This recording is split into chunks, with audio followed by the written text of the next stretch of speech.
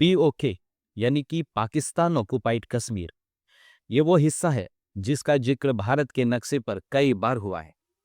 यह हिस्सा वैसे तो भारत का है, लेकिन इस हिस्से पर पाकिस्तान ने अवैध रूप से कब्जा किया हुआ है। इस हिस्से का एक इतिहास है और इसके पीछे एक कहानी भी है। आज इस वीडियो के जरिए हम आपको इस बात की जानकारी देने जा रहे हैं कि पीओके की कहानी क्या है और क्या इसका इतिहास है।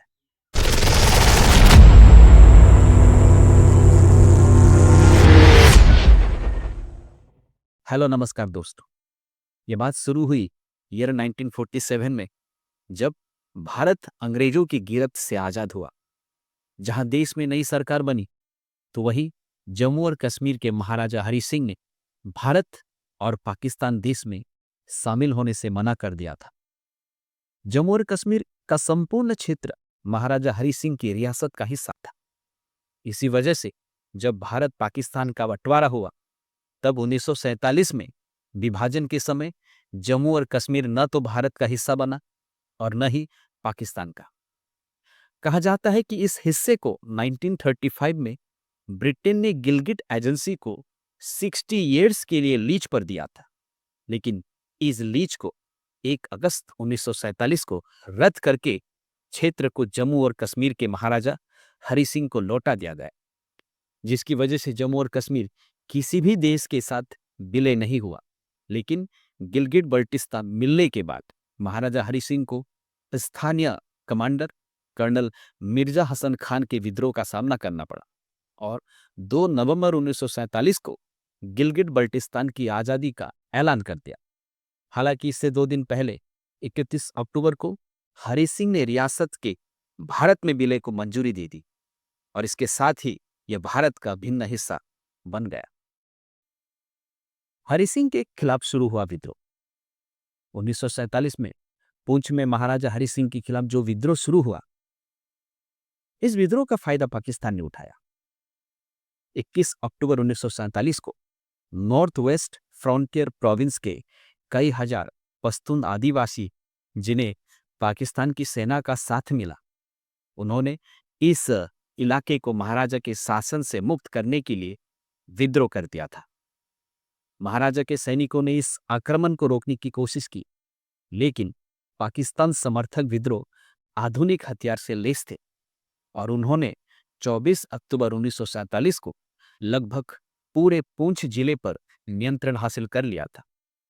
साथ ही आक्रमणकारियों ने मुजफ्फराबाद और बारामूला के शहरों पर कब्जा कर लिया और राज्य की राजधानी श्रीनगर से उत्तर पश्चिम में 20 मील दूर तक पहुंच गए।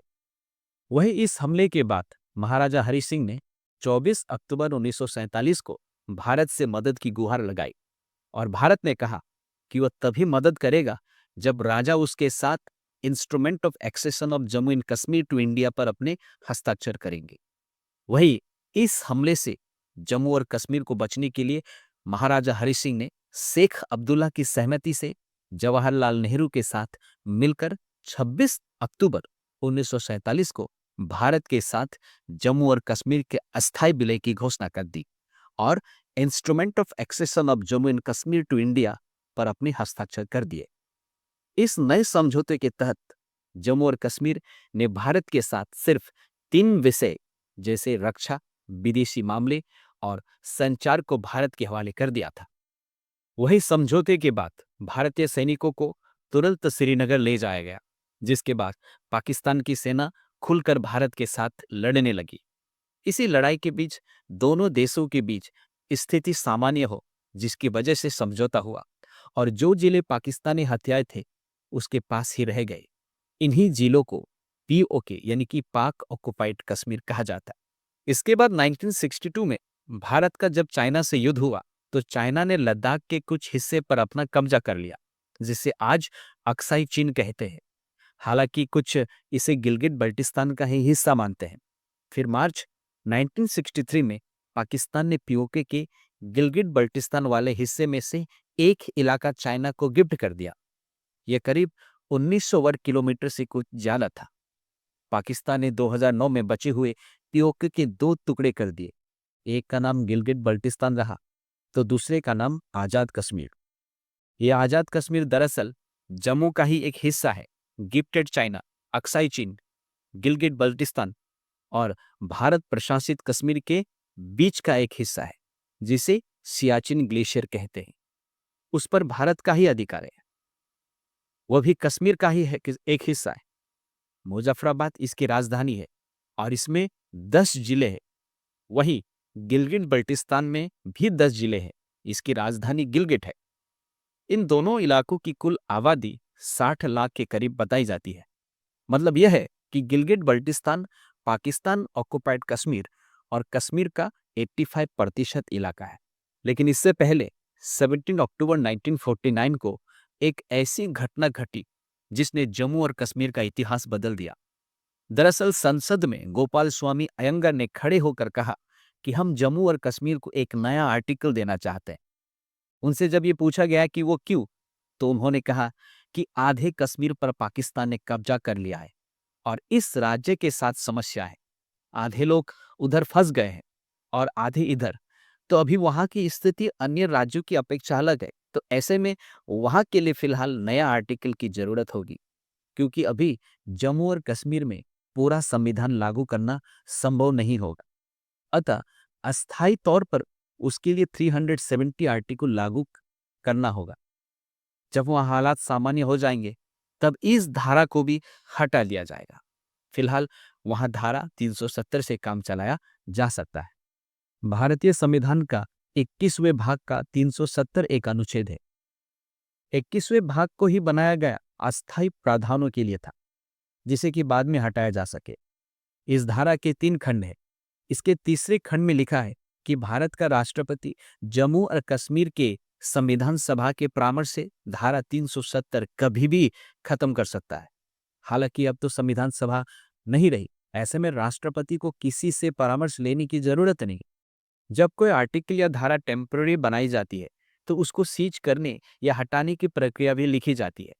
उसमें लिखा गया कि प्रेसिडेंट ऑफ इंडिया जब उचित समझे और उन्हें लगे कि समस्याओं का हल हो गया है या जनजीवन सामान्य हो गया है, तो वह उस धारा को हटा सकता है।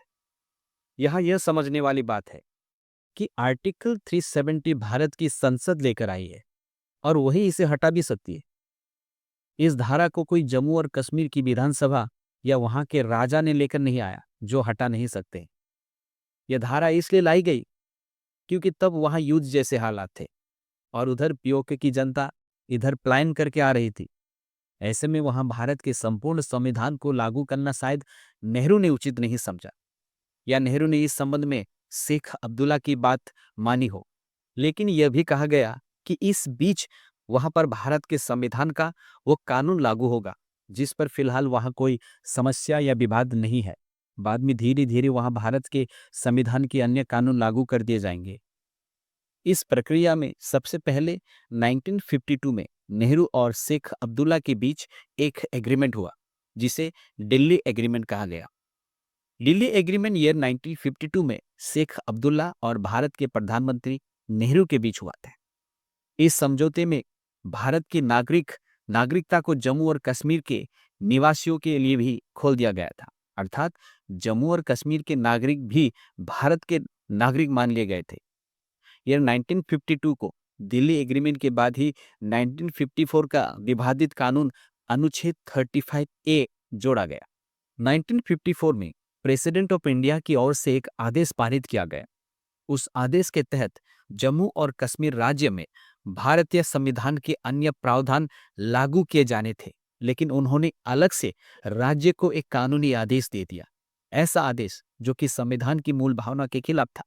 दरअसल किसी राष्ट्रपति को संविधान में कोई धारा जोड़ना या नया कानून बनाने का अधिकार नहीं है, लेकिन ऐसा कहते हैं कि डॉक्टर राजेंद्र प्रसाद ने नेहरू के कहने पर राज्य को विशेष अधिकार देने के लिए एक आदेश पारित कर दिया।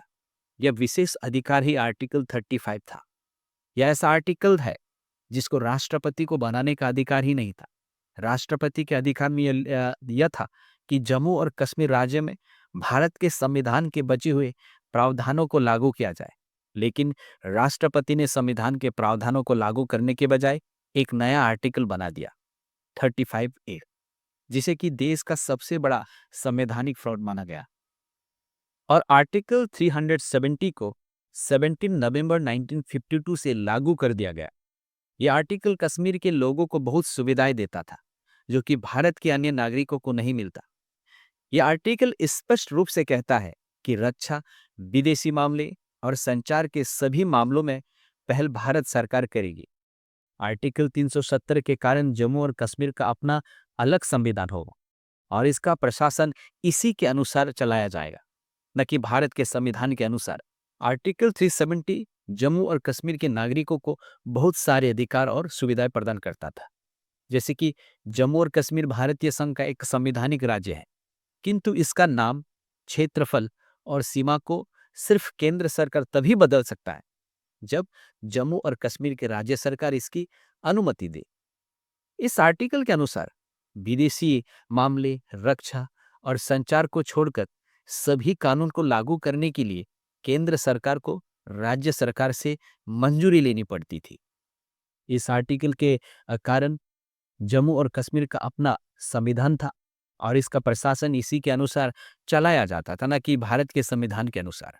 जम्मू कश्मीर के पास दो झंडे थे, एक कश्मीर का अपना राष्ट्रीय झंडा और दूसरा भारत का तिरंगा। देश के दूसरे राज्यों के नागरिक इस राज्य में किसी भी तरीके की संपत्ति नहीं खरीद सकते थे। कश्मीर के लोगों को दो प्रकार की नागरिकता मिली हुई थी, एक कश्मीर की और दूसरी भारत की। यदि कोई कश्मीरी महिला किसी भारतीय से शादी कर लेती थी तो उसकी कश्मीरी नागरिकता खत्म हो जाती थी, लेकिन यदि वो किसी पाकिस्तानी से शादी कर लेती थी तो उसकी कश्मीरी नागरिकता पर कोई फर्क नहीं पड़ता था। यदि कोई पाकिस्तानी लड़का किसी कश्मीरी लड़की से शादी कर लेता है तो उसको भारतीय नागरिकता भी मिल जाती थी। भारतीय संविधान के पार्ट 4 यानी कि directive principle of state policy और पार्ट 4A फंडामेंटल ड्यूटीज इस राज्य पर लागू नहीं होते थे।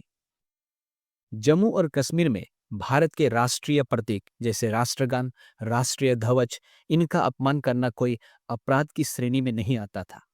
आर्टिकल 370 और आर्टिकल 35A को पूर्ण रूप से केंद्र सरकार ने 6 अगस्त 2019 को समाप्त कर दिया। वहीं जम्मू और कश्मीर को दो हिस्सों में बांट दिया गया। इसमें दोनों जम्मू और कश्मीर और लद्दाख को केंद्र शासित प्रदेश बनाया गया। आर्टिकल 370 हटाने के संकल्प केंद्रीय गृह मंत्री अमित शाह ने राज्यसभा में पेश किया था। इसके साथ ही जम्मू और कश्मीर की विशेष राज्य होने का दर्जा भी वही समाप्त हो गया। आर्टिकल 370 को हटा देने पर जम्मू कश्मीर पर क्या असर होगा? जम्मू कश्मीर को वो विशेष राज्य का दर्जा नहीं प्राप्त होगा जो पहले प्राप्त होता था। अब यहाँ की महिलाएं दूसरे राज्यों के लड़के से शादी कर सकती है, वहीं ऐसे में उनकी नागरिकता या संपत्ति पर कुछ असर नहीं होगा। जम्मू कश्मीर में अब अलग से राज्य का संविधान नहीं होगा। अब यहाँ की महिलाएं दूसरे राज्यों के लड़कों के साथ शादी कर सकती है, वहीं ऐसे में उनकी नागरिकता या संपत्ति पर कुछ असर नहीं होगा। जम्मू कश्मीर में अब अलग से राज्य का संविधान नहीं चलेगा। जो कानून पूरे भारत में लागू होते हैं, अब वही कानून जम्मू कश्मीर में भी लागू होंगे। जम्मू कश्मीर में कानून व्यवस्था का पूरा नियंत्रण अब केंद्र के हाथ में होगा। जम्मू कश्मीर में अब राज्य सरकार उस तरह काम करेगी जिस तरह दिल्ली राज्य में चलती है। मुझे उम्मीद है कि आपको आज का वीडियो पसंद आया होगा। अगर वीडियो अच्छी लगी तो प्लीज़ मेरे इस चैनल को लाइक, शेयर एंड सब्सक्राइब जरूर करें।